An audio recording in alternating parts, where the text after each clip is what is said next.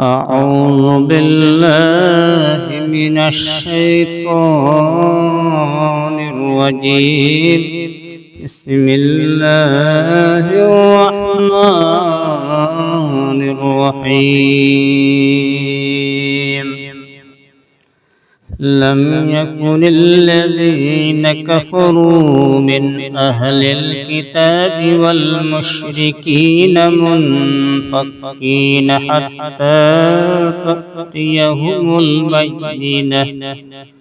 رسول من الله يتلو صحفا مطهرة فيها كتب قيمة وما تفرق الذين أوتوا الكتاب إلا من بعد ما جاءتهم البينة وما أمروا إلا ليعبدوا الله مخلصين له الدين حنفاء ويقيموا الصلاة ويؤتوا الزكاة وذلك دين القيمة. إن الذين كفروا من أهل الكتاب والمشركين في نار جهنم خالدين فيها أولئك هم شر البرية.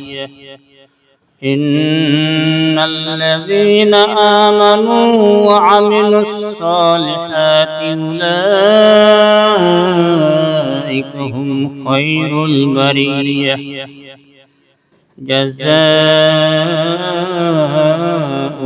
عند ربهم جنات عدن تجري من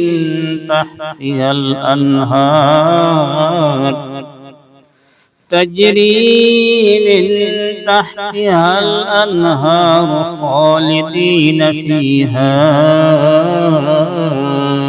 أبدا رضي الله عنهم ورضوا عنه ذلك لمن خشي ربه.